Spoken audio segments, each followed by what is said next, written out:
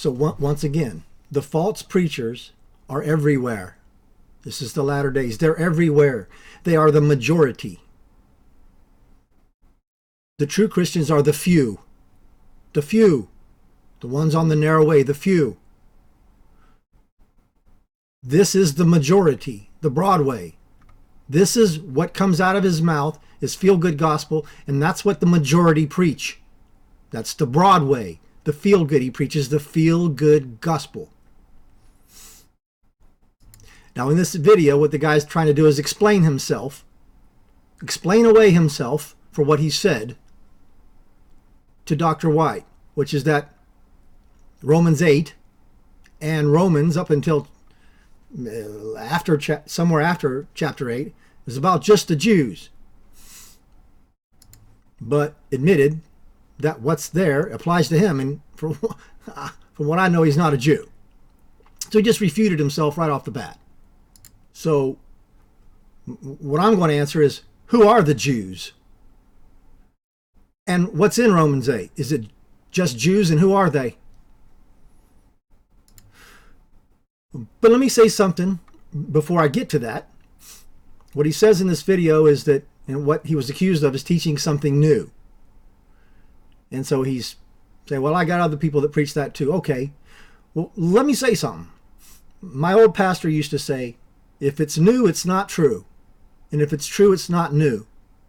Well, I don't believe that.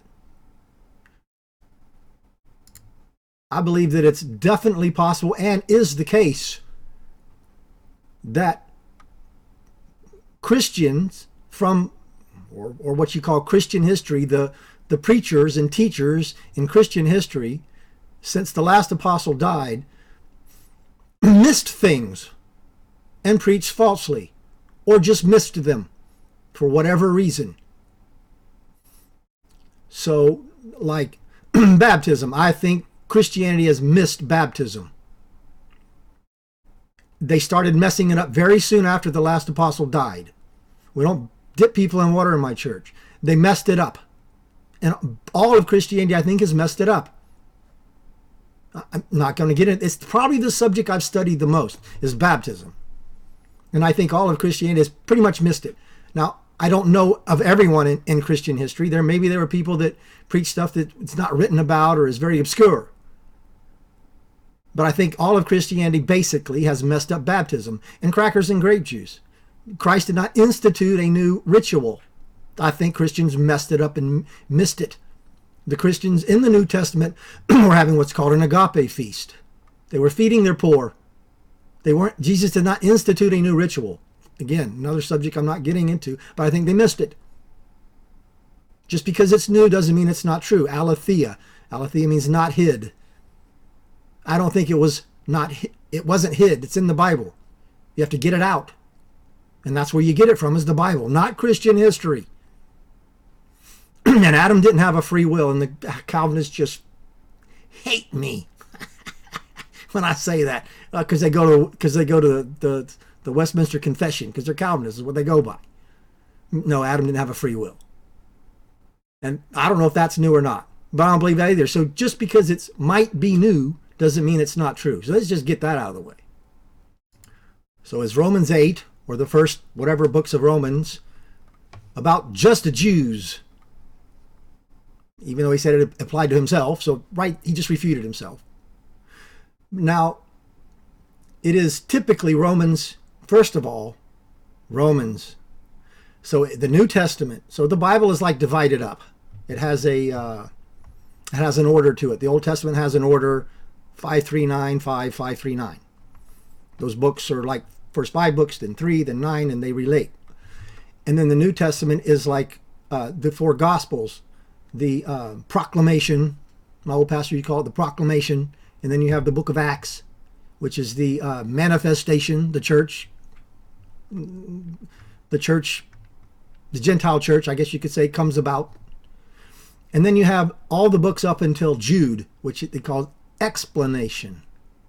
And then the book of Revelation, expectation, even though it's not just expectation, it's lift the cover off. It's what the Word revelation means in Greek, lift the cover off. Now, so the book of Romans is the first book in the explanation section of those books from Romans to Jude. Paul had never been to Romans. He'd never been to Rome. So it's like the full he's explaining the full doctrine of God. That's why it's a very important book.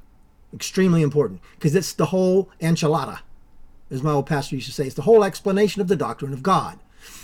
And so generally people divide it up into 1, 2, 3. Romans 1, 2, 3. Gentiles missed it. Jews missed it. You're all guilty. And then you have 4, 5, 6. Justification. Calvinists say faith alone. I just say justification. 4, 5, 6. Then when you get, and then 7, 8, 9 go together. You get into 7, it's death to self. It's I sin. Even though I don't want to sin, I'm sinning.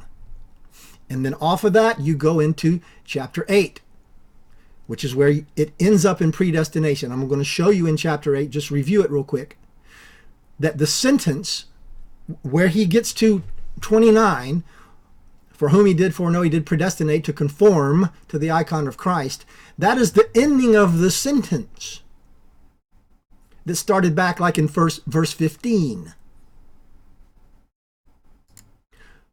So what that sentence of predestination is about is that whole sentence. It's like the culmination of that sentence.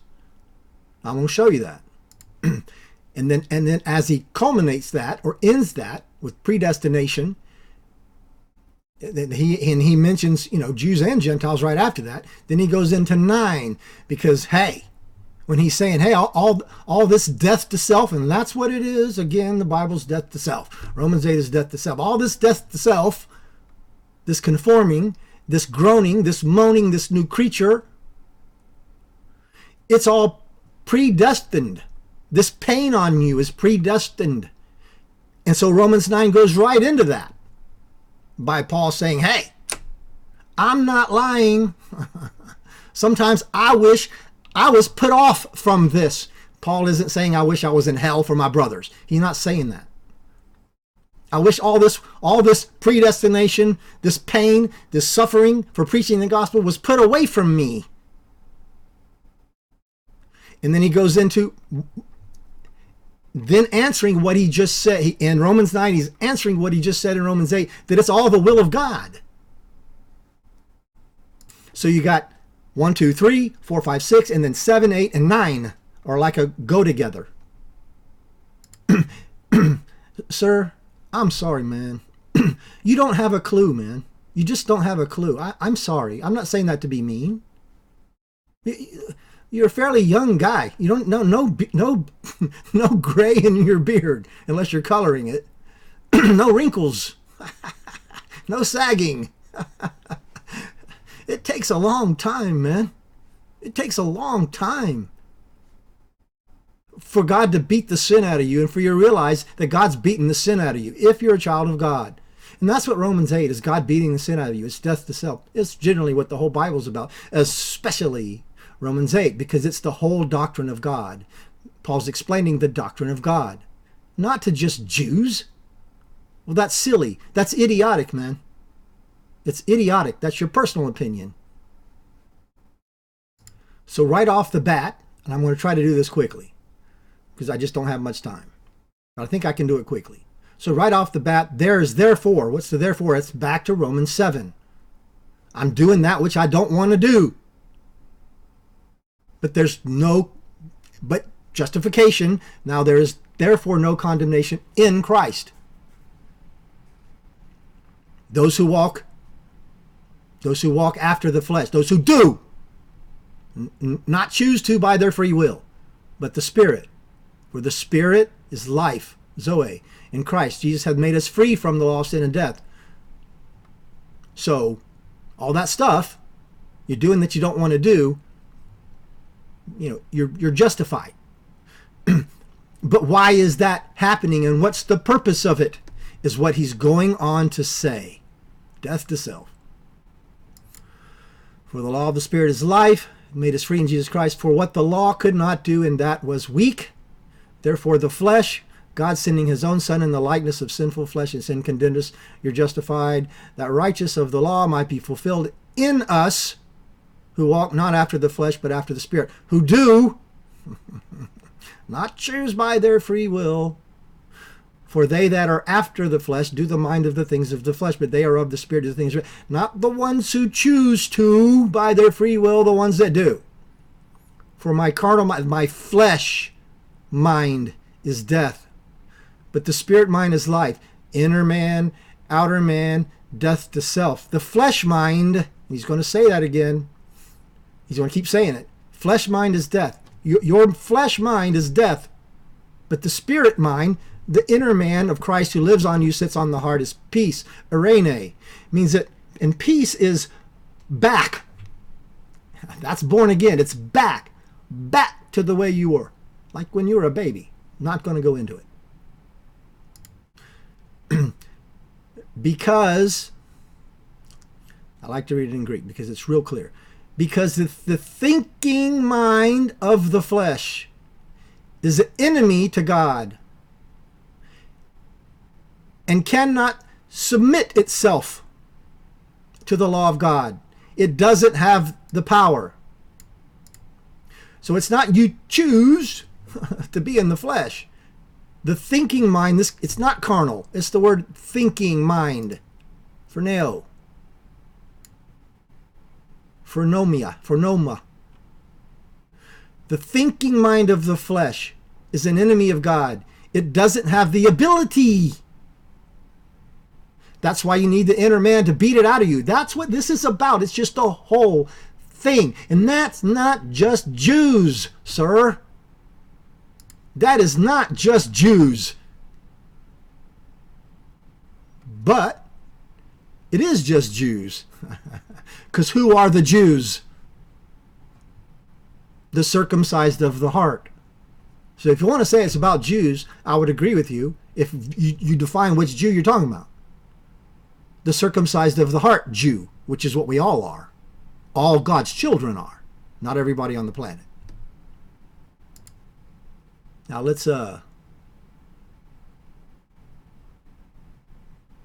skip up here.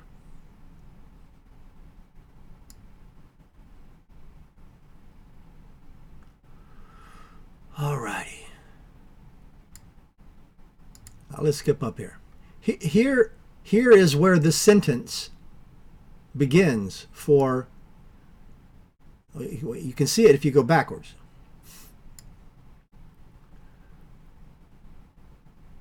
All right, so if you go to verse 30, moreover, whom he did predestinate, them he called, whom he called, he justified, whom he justified, them.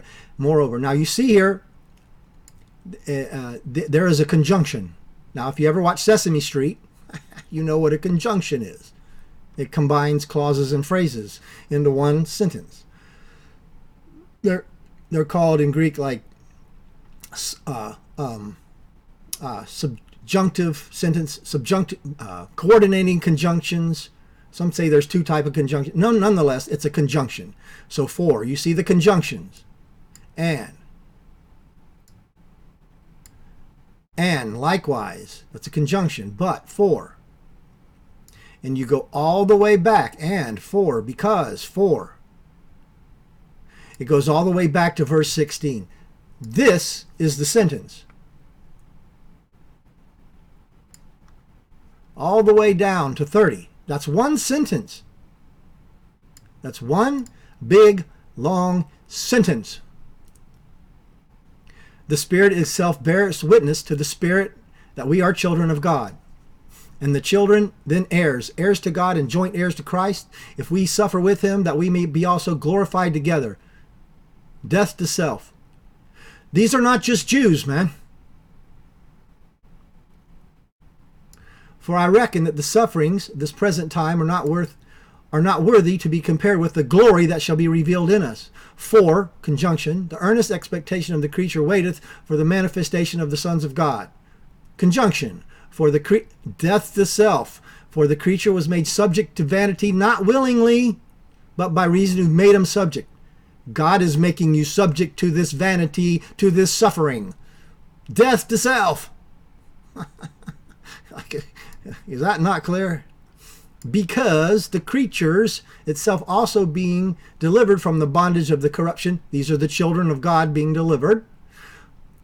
For liberty of the children of God. For we know that the whole creation, all the believers, all the new creation, since the beginning grown together, all the believers, not every man on the planet, for a conjunction again. And not only they, but ourselves also, those Christians back then, not only they, but also ourselves, which have the first fruits of the Spirit, we also groan, groaning, waiting for the redemption of the body. I've been over that verse. It doesn't say redemption is waiting for you to get a new body.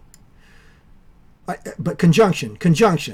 For we are saved by hope that seemeth as it's not hope. For what a man seeth, what does he hope for? That's not just Jews, man. But we hope for that, we see not, then we will be patient for it. Patient for it because of the beating, death to self, not just Jews. And he that searcheth the heart knoweth what is in the mind of the Spirit, because he maketh intercession for the saints according to the will of God. He's trying to make you feel better for the beating that you're taking, both internally and externally, of the people that are going to hate you for preaching the truth. Death to self. And still the same sentence. And we know that the same sentence of the same people, same sentence. Not Jews back in the Old Testament. The same people. And we know that all things work together for them that agape God, who are the called according to his purpose. And the purpose is what? Beating the sin out of you. It's the same sentence, not just Jews. And here's the whopper. Here's the culmination of the sentence. Here's the culmination of 1, 2, 3, 4, 5, 6, 7, 8 chapters. The explanation of the doctrine of God. This is what the Bible's about. This is the culmination. This is the big whoopee-doo sentence. For whom? Not what, but whom? He did foreknow. He also did predestinate. And this is where the Calvinists stop. What did he predestinate them for? Which is all what this sentence is about. To be conformed to the icon of his Son, that he may be firstborn among many brethren. That's what the Bible's about. That's what the whole sentence is about. And that's not just Jews, sir. Moreover, whom he did predestinate to conform to Christ, beating the sin out of you, crying, Abba, Father, quit beating me. To whom he called. Those are the ones he called. He also called those, the sons of God, beating the sin. He did justify and glorify. That's the sentence. It's all of that. All of that. You don't just pull this one out without all of this. And what is pro-horizo? And horizo is where we get the word horizon. It's talking about light. Conform to the light. Not everybody is conformed to the light, and not just Jews are conformed to the light. Zoomorphos. With morphing. That's the morphing, conforming to Christ. It's death to self, and it's not just Jews. Daily cross, the daily beating within ourself, agonizing over our sin, and agonizing over the fact that people chastise us and criticize us. That's the tear. That's what the tears are for. The ones that grow up with us to beat us, to make us conform to Christ. Talking about the hope. That's why you have the hope. You withstand the beating, the conforming, because you have the hope that you're going to get rid of this body, this flesh. That's death to self. That's what this is about. This guy doesn't get it. He never mentions it, that I can tell, that I've heard. And James White himself doesn't talk about it much. The Calvinists just don't. That's what it's about. And it's not just Jews, sir. Can't be just Jews that get the sin beat out of them and conform to Christ. And it can't be just the Jews in the Old Testament. So, with all due respect, this is what you're saying is just the biggest idiocy that you could possibly speak. Wait, and now you're going to do a whole series on your idiocy? It's a big lie. You'll just be doing a 10-part series on a lie. Death to self, man. Conform to Christ. That's predestinate. That's pro-horizo. Predestined for the light. Horizo, horizon. Horus, light. Zion, Mount Sunny. God's children are predestined, not vessels of wrath. They're just ordained to hell. And see, people don't like that. And they'll beat me for it. That's what Romans 8 is. It's one big long sentence, sir, about conforming to Christ. Predestined to conform to Christ. It's the conforming to Christ that's the important part. Because that's my life. That's the children of God's life. It's not about a debate. It's about my life. Now, one last thing. You told me, this guy told me, I asked him, why'd you go there? Why did you go to stand up to Dr. White? You're not qualified to do that, with all due respect, and I think he knows that.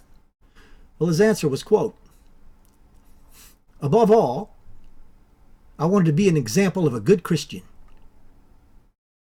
Really? That's why you went in front of a crowd like that? To be a good example? That's why? You can do that on your own channel. And in your daily life. Now, I'm guessing, you said that's why you went. And everybody knows Mr. White's kind of a funny looking guy. And he can be a little bit cold. So you went up to be a good example in front of a guy who looks a little funny and can be a little cold. And that's how you might have won the debate, because you look like a good Christian, look like a nice guy, dressed nice, look like a good Christian. Well, that's why you said you went, so that you could be an example, not to, quote, debate. That's what the first and foremost is why you said you went. But you know what? See, I'm a human too, with flesh, a sinner. Lust of the eye, lust of the flesh, pride of life, and money is the root of all evil. And your channel's monetized, and I think you're selling stuff. I'm not sure. Your channel's monetized. So if you go in front of a bunch of people, you get a bunch of attention. Above all, so that you're a good little Christian. Well, that'll boost your sales. See, I'm an old guy. I wasn't born yesterday. I wasn't born yesterday, young man. You want to get attention to get the money. I'm guessing, and the only reason I'm guessing that is because, like I said, I'm a sinner too, and I've chased the money. Oh, God beat me for that. My channel will never be monetized. Never, never. If you see an ad on it, I didn't put it there. And if there's a way to turn off ads, I'll turn it off. You like what I'm preaching, go to the link in my description and you donate to the poor people in my church.